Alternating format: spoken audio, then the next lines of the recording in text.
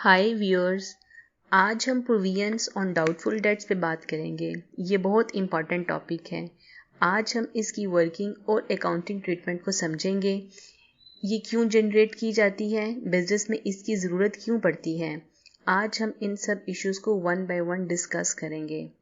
सबसे पहले हमने देखना है कि इसमें कितने अकाउंट्स यूज़ होते हैं। इसमें 3 अकाउंट्स यूज़ होते हैं: debtors, bad debts and provision for doubtful debts. अब हम इनको वन बाय वन डिस्कस करते हैं। जैसे कि आप जानते हैं कि डेटर्स बिजनेस के क्रेडिट कस्टमर होते हैं जो पेमेंट कुछ टाइम के बाद करते हैं। मींस बिजनेस जिन कस्टमर को क्रेडिट पे अपनी प्रोडक्ट सेल करता है उनको डेटर्स कहते हैं। अब हम ये भी जानते हैं कि कुछ क्रेडिट कस्टमर अपनी पेमेंट टाइम पर नहीं करते और कुछ पेमेंट लेट कर देते हैं, और कुछ क्रेडिट कस्टमर ऐसे भी होते हैं जो पेमेंट करते ही नहीं हैं। अब ऐसे कस्टमर जो पेमेंट नहीं करते उनको हम बैड डेट्स कहते हैं। सपोज मिस्टर ए फर्नीचर का बिजनेस करता है और वो मिस्टर एक्स को क्रेडिट पे टेबल सेल करता है जिसकी सेल प्राइस 10,000 है, और मिस्टर जी को चेयर क्रेडिट पे सेल करता है जिसकी सेल प्राइस 5,000 है। अब दोनों ने पेमेंट आफ्टर 1 मंथ करनी है। अब मिस्टर एक्स तो 10,000 पे कर देता है, बट मिस्टर जी अपनी पेमेंट डिले कर देता है और फिर वो पेमेंट देने से इनकार कर देता है और वो आउट ऑफ सिटी चला जाता है। अब हमें कंफर्म हो गया कि मिस्टर जी पेमेंट नहीं करेगा। अब हम मिस्टर जी को, जो हमारा डेटर है, इसको डेटर से हम बैड डेट्स अकाउंट में शिफ्ट कर देंगे। मींस ऐसे कस्टमर जिसका हमें कंफर्म हो जाता है कि वो पेमेंट नहीं करेंगे, हम उनको बैड डेट्स कहते हैं और हम उन कस्टमर को डेटर से निकाल कर बैड डेट्स में ट्रांसफ़र कर देते हैं। अब कुछ ऐसे भी कस्टमर्स होते हैं जिनका हमें 50% चांस होता है कि ये पेमेंट कर देंगे। सपोज मिस्टर ए एक चेयर सेल करता है मिस्टर वाई को 5,000 की, और पूरा 1 साल गुजर जाता है बट मिस्टर वाई पेमेंट नहीं करता। बट मिस्टर ए जो ऑनर है उसको कुछ उम्मीद है कि मेरी पेमेंट आ जाएगी। वो मिस्टर वाई को बैड डेट्स में ट्रांसफ़र नहीं करता बल्कि उसको प्रोविजन ऑफ डाउटफुल डेट्स में ट्रांसफ़र कर देता है।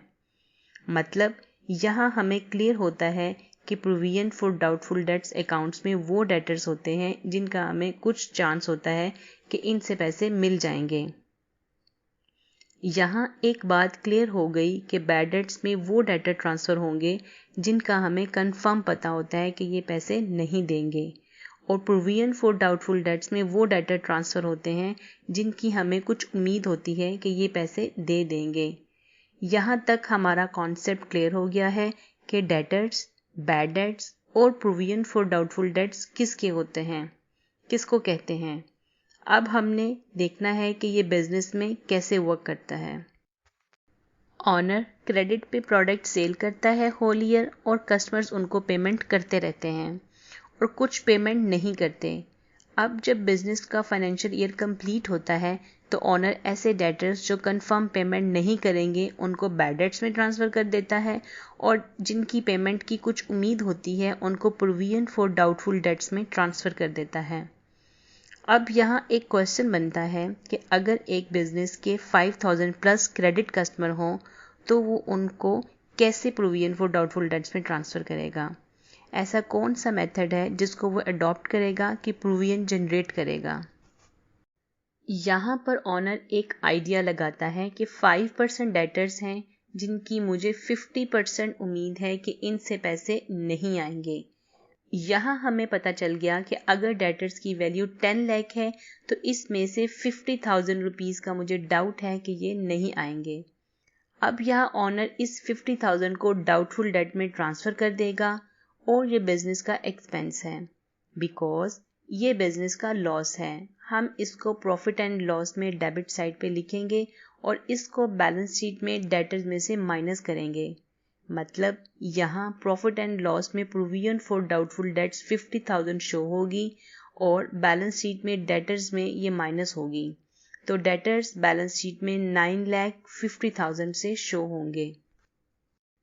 यहाँ तक हमें प्रोविजंस की वर्किंग समझ आ गई है कि इसको प्रॉफिट एंड लॉस में शो करना है और बैलेंस शीट में डेटर्स में से माइनस करना है।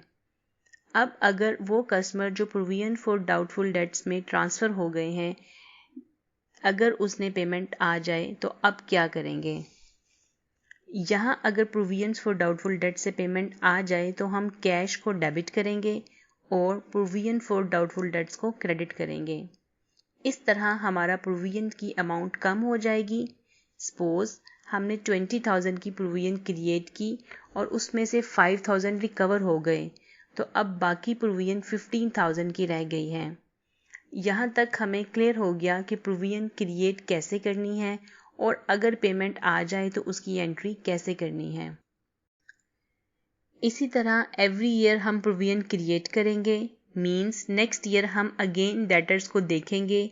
Suppose next year mister A के डेटर्स पहले 10 लाख थे, बट नेक्स्ट ईयर वो 12 लाख के हो गए हैं। अब हम नेक्स्ट ईयर में 5% प्रोविजन 12 लाख के ऊपर निकालेंगे, मतलब नेक्स्ट ईयर हमारी प्रोविजन 60,000 बनेगी।